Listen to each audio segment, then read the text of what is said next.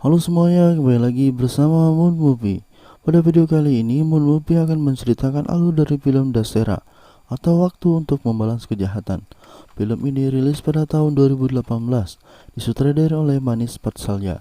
Film ini menceritakan polisi bernama Rudra yang berusaha untuk menumpas kejahatan, politik yang kotor, pembunuhan, dan pembalasan dendam atas kematian istrinya. Berhasilkah ia melakukan tugasnya walaupun harus menentang aturan-aturan hukum? Tak perlu berlama-lama, mari kita masuk ke alur ceritanya.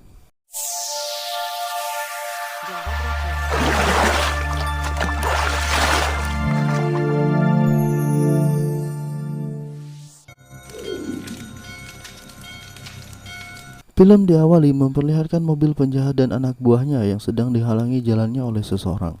Kemudian kita tahu yang menghalangi mereka adalah Rudra, polisi yang tegas dalam menjalankan tugasnya. Kemudian terjadilah perkelahian di antara mereka.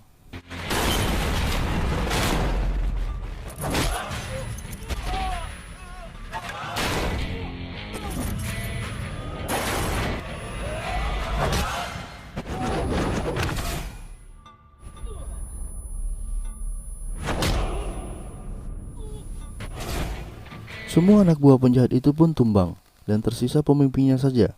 Karena kesombongan pemimpin penjahat itu yang bernama Pandari, yang diketahui sudah 2 kali ditangkap oleh Rudra, namun karena Pandari selalu dibebaskan dan dapat jaminan, Rudra pun tanpa segan menembaknya. Pandari pun tewas di tempat.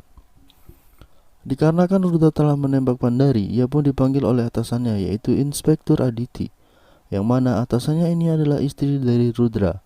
Karena Aditi menjalankan tugasnya dengan profesional selama di kantor, ia pun memberikan teguran kepada Rudra karena telah menggunakan metode yang keras dengan menembak Pandari.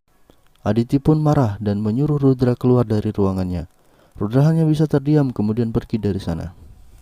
Pada saat makan malam, Rudra tampak tidak berselera untuk makan dan masih tersinggung dengan teguran istrinya sewaktu di kantor. Kemudian istrinya menyuapi Rudra dan meminta maaf atas kejadian tadi. Aditi mengatakan kalau di kantor ia adalah bos, namun ketika di rumah Rudra adalah bosnya. Keesokan harinya di suatu asrama, Aditi dan anak buahnya dikejutkan dengan penemuan beberapa gadis yang sudah meninggal. Ada yang tergantung, ada yang tergeletak di kasur dengan pergelangan tangan teriris, dan yang lainnya juga. Dugaan awal dari kasus ini adalah bunuh diri. Kemudian Aditi meminta keterangan dari orang tua korban, yang mana semalam sebelum kejadian itu anaknya menelpon dan terdengar sangat bahagia. Mereka meyakini bahwa anaknya tidak mungkin melakukan bunuh diri. Kemudian berita kematian para korban pun tersebar, yang mana salah satu aktivis mengatakan jika negara tidak bisa melindungi para wanita yang ada di asrama, maka tidak memiliki hak untuk tetap berkuasa. Dan terjadilah demo di mana-mana yang meminta Ketua Menteri Prasadilal untuk turun. Kemudian Hani Singh, anak buah Aditi, memberikan laporan bahwasannya mereka menemukan 4 mayat. Namun di tempat kejadian itu terdapat 5 sampel darah, yang artinya ada 1 korban yang masih belum diketahui siapa orangnya. Scene berpindah kepada Ketua Menteri Prasadilal yang memberikan tanggapan mengenai kasus yang terjadi di kampus, yang mana ia mengutuk kejadian di kampus dan meyakinkan akan menyelidiki kasus tersebut. Kemudian atas ketegasan Rudra menjadi polisi dan atas permintaan dari publik, Menteri Prasadilal memberikan perintah kepada anak buahnya untuk mengembalikan Rudra kembali bertugas di markas cabang kejahatan. Malam harinya, Aditi mengatakan ia membutuhkan bantuan dari Rudra untuk mengatasi kasus yang sudah terjadi di asrama. Namun Aditi meminta agar Rudra mengubah metodenya dalam menaklukkan para penjahat, karena hal itu menyebabkan mereka selalu dipindah tugaskan. Rudra pun akan berusaha menuruti kemauan istrinya. Keesokan harinya, penyelidikan kembali dimulai. Rudra menemukan beberapa barang yang ada di ruangan itu. Kemudian mengambil bukti pembayaran dan kartu SIM untuk diselidiki, yang mana pada struk pembayaran itu pemiliknya adalah Ramesh Dubey, dan terdapat beberapa panggilan atas Ramesh Dubey dan beberapa nomor lainnya. Anak buah Rudra, Hani Singh dan Dulare pergi ke alamat rumah Ramesh Dubey, namun ternyata itu hanyalah alamat palsu. Kemudian penyelidikan berlanjut dengan memeriksa kamera CCTV di sebuah ATM pada jam dan hari tewasnya para gadis. Setelah itu ditemukan seseorang yang dicurigai sudah terlibat, yang memiliki nama Pandey, dan ternyata ia bukanlah Ramesh Dubey, melainkan hanya seseorang yang menggunakan kartu debit milik Ramesh Dubey. Dan diketahui juga Pandey adalah penjilat atau salah satu anak dari buah Menteri Prasadilal. Kemudian Pandey dibebaskan karena mendapat uang jaminan dari Sangkar, adik ipar Menteri Prasadilal. Namun malang bagi Pandey, karena Pandey dirasa sudah tidak lagi berguna, ia pun dibunuh oleh Sangkar. Pada malam harinya, Rudra memberitahu Aditi bahwa ia menemukan seorang gadis yang selamat dari pembunuhan yang terjadi di asrama, yang sekarang berada di rumah sakit namun dalam keadaan koma. Hal ini tentu saja akan memberikan petunjuk yang lebih jelas kepada Rudra dan Aditi untuk menemukan pelakunya jika gadis itu sudah sadar. Dan Rudra meminta kepada Aditi untuk meningkatkan keamanan di rumah sakit itu. Kemudian Dulari, salah satu anak buah dari Rudra, berkhianat dan memberitahu Sangkar bahwa gadis yang berhasil kabur dari insiden di asrama sudah berhasil ditemukan yang sekarang berada di rumah sakit Arogia. Ketika Rudra sampai di rumah sakit, anak buahnya memberitahu ada seseorang yang mondar-mandir di sana sejak pagi, seperti sedang mencari informasi. Kemudian Rudra membenturkan kepala orang itu dan ia mengatakan Sangkarlah yang mengirimnya. Setelah mengetahui alamat Sangkar, Rudra langsung pergi ke sana. Setelah sampai di sana, sudah ada 3 penjahat yang menunggunya menggunakan shotgun. Scene berpindah di mana Sangkar sedang membawa bunga ke rumah sakit. Ketika Sangkar akan menembak gadis yang sedang koma di sana, tiba-tiba pistolnya dipegang oleh Rudra. Kemudian adegan kembali ke Rudra saat ia berada di rumah Sangkar, yang mana ia berhasil mengalahkan 3 penjahat di sana.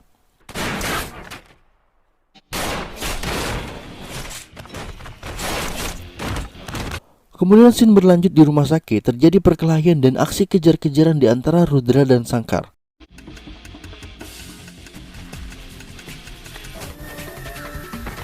Namun sayang, Rudra tidak berhasil menangkap Sangkar dan Sangkar pun berhasil melarikan diri dari sana. Dirasa keberadaan gadis di rumah sakit sudah tidak aman, ia pun dipindahkan ke rumah Rudra dan Aditi untuk sementara waktu. Kemudian keesokan harinya, Jenderal Polisi datang ke tempat Ketua Menteri Prasadilal. Namun di sana, Jenderal Polisi tersebut diperlakukan dengan tidak baik dan dengan angkuhnya, Prasadilal menyuruh polisi itu mengikat tali sepatunya dan mengelapnya.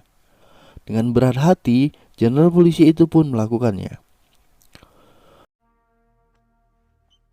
Kejadian memalukan itu pun masuk televisi, dan Ketua Menteri memperlihatkannya kepada Aditi, kemudian meminta Aditi untuk menghentikan penyelidikan. Kalau tidak, seseorang akan menembaknya. Aditi pun pergi dari sana.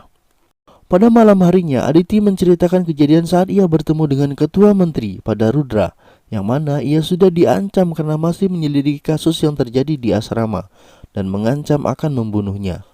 Rudra pun tampak kaget dan marah. Saat melihat ke arah luar jendela, tiba-tiba salah satu petugas yang berjaga tertembak, yang ternyata pelakunya adalah Sangkar dan anak buahnya. Aksi tembak-menembak di antara mereka pun tak dapat dihindarkan.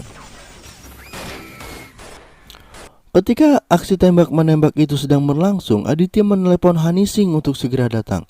Ia pun bergegas berangkat menuju rumah Rudra.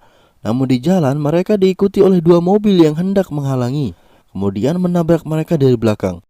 Hanising terus berusaha untuk mendahului dan menghindar. Namun sayang, ketika Hanising mencoba mengerem mobil, mereka ditabrak lagi dari belakang, sehingga mereka pun tewas di tempat tertusuk besi di mobil depannya. Di sisi lain, aksi tembak-menembak pun masih terus berlangsung yang menyebabkan beberapa anak buah dari Sangkar tewas. Saat Sangkar kehabisan peluru, Dulare datang untuk memberikan amunisi. Di saat inilah Rudra mengetahui kalau Dulare sudah bekerja sama dengan Sangkar. Dirasa mereka sudah tidak mampu lagi melawan Rudra, Sangkar dan anak buahnya pun kabur dan meninggalkan Dulare di sana. Karena mengetahui Dulare sudah berkhianat terhadap kepolisian, Rudra pun tidak segan menembaknya. Saat Sangkar sedang tertidur, tiba-tiba Rudra sudah ada di sana, kemudian menodongkan pistol ke dalam mulutnya. Sangkar pun terbangun dan sudah ketakutan setengah mati. Saat Rudra menarik pelatuknya, ternyata tidak ada peluru di pistol itu. Rudra memberikan kesempatan pada Sangkar dan mengatakan akan memperbaiki waktu kematiannya. Rudra pun pergi dari sana. Keesokan harinya, Aditi mau berangkat ke markas besar. Namun Rudra tampak sedikit khawatir dengan beberapa hal yang sudah terjadi. Kemudian ia memutuskan untuk mengantar Aditi. Sesampainya di sana, Rudra mengatakan kalau ia bisa saja langsung membunuh Sangkar saat ia berada di rumahnya. Namun atas permintaan dari Aditi dan Rudra tidak mau Aditi marah dengannya, ia pun tidak langsung membunuh Sangkar. Aditi pun tampak senang, kemudian memeluk Rudra. Rudra mendapat telepon dari Sapna yang memberitahu kalau gadis yang koma di rumahnya sudah sadar. Rudra pun bergegas kembali ke rumahnya. Sesampainya di rumah, gadis itu masih tampak ketakutan, dan saat Rudra meminta ia untuk menceritakan apa yang sudah terjadi, ia belum berani untuk bercerita karena masih trauma dengan yang sudah terjadi. Saat Rudra sedang berpikir di luar, tiba-tiba gadis yang bernama Puja itu pun memberanikan diri untuk memberikan keterangan dan menceritakan apa yang sudah terjadi. Cerita berawal saat acara tahunan ke-50 di sebuah kampus yang dihadiri oleh Ketua Menteri Prasadilal. Namun ada kejanggalan saat ia memuji salah satu mahasiswi di sana yang bernama Sanju, yang ternyata adalah selingkuhan dari Ketua Menteri Prasadilal. Dari sini kita mengetahui jika Ketua Menteri terlibat dalam insiden yang sudah terjadi. Kemudian cerita berlanjut saat Sanju, Puja, dan teman-temannya sedang duduk bersama di kamar. Puja mendapat telepon dari ibunya, Kancan Devi, untuk makan siang bersama. Setelah Puja menutup telepon, Sangkar datang ke kamar Kancan Devi. Di sini bisa kita ketahui Kancan Devi adalah penyedia gadis muda untuk melayani Ketua Menteri Prasadilal, yang mana salah satunya adalah Sanju. Saat Sangkar melihat foto Puja, Sangkar meminta pada Kancan Devi untuk menyerahkannya ke Ketua Menteri. Namun Kancan Devi menolak karena Puja adalah putrinya. Kemudian Kancan Devi marah dan mengatakan bahwa Sanju sudah menyimpan fotonya saat bersama Prasadilal dan mengancam akan menerbitkannya di koran sehingga ia bisa menggantikan posisi Prasadilal sebagai Ketua Menteri. Sangkar pun marah kemudian mengikat leher Kancan Devi menggunakan selendang yang disaksikan oleh Puja dari luar kamar. Karena kehabisan napas, Kancan Devi pun tewas di tangan Sangkar. Puja tidak bisa berbuat apa-apa. Kemudian ia berlari ke kamar Sanju dan memberitahu ibunya sudah dibunuh oleh Sangkar. Saat Puja bertanya kepada Sanju tentang perselingkuhannya dan keberadaan foto-foto ia bersama menteri, Sanju langsung menyembunyikan kalungnya. Kemudian dari belakang, kepala Puja dipukul menggunakan kayu sampai pingsan. Sanju dan teman-temannya sangat ketakutan. Saat salah satu teman Puja memberikan perlawanan, Sangkar langsung mengiris pergelangan tangannya. Kemudian anak buahnya membekap mereka menggunakan bantal hingga tewas. Sangkar kemudian membuat tulisan menggunakan lipstik, sehingga kejadian itu seolah-olah adalah bunuh diri. Scene kembali kepada Rudra dan Puja. Kemudian Rudra menanyakan perihal video, foto, dan MMS yang disimpan oleh Sanju. Puja pun kembali mengingat kejadian itu, yang mana saat ia bertanya kepada Sanju perihal foto-foto ia bersama Ketua Menteri, Sanju langsung menyembunyikan liontinnya, yang ternyata liontin itu adalah sebuah flash disk. Rudra pun langsung mengingat saat ia memeriksa beberapa barang bukti, ternyata salah satunya adalah liontin itu. Kemudian ia pun bergegas pergi ke kantor dan langsung memeriksa barang bukti, dan ia pun menemukan liontin itu. Di adegan yang berbeda, Aditi dan anak buahnya hendak berangkat menuju acara orasi yang dilaksanakan oleh Ketua Menteri Prasadilal untuk mengamankan tempat tersebut dari banyaknya massa yang hadir. Saat Aditi sampai di sana, terjadilah keributan. Aditi langsung turun tangan untuk menertibkan acara itu. Namun malang bagi Aditi, ia ditusuk berkali-kali oleh anak buah Sangkar.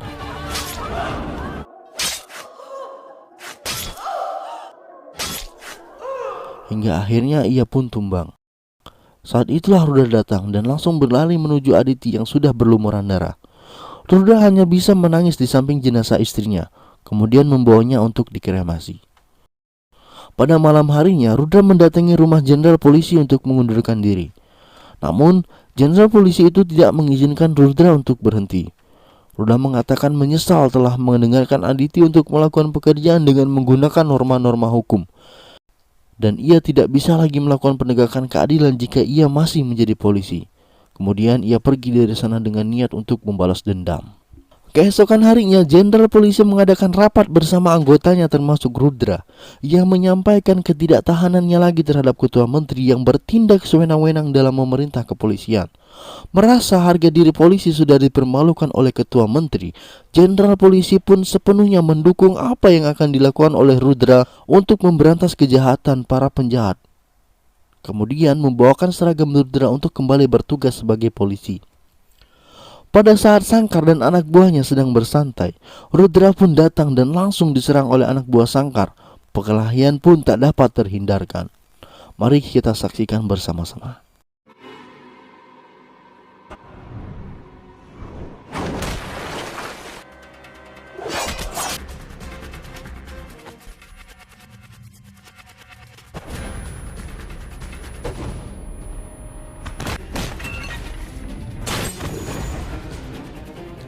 Saat menghabisi anak buah Sangkar yang terakhir, Tiba-tiba Sangkar menusuk Rudra dan terjadilah duel sengit di antara mereka.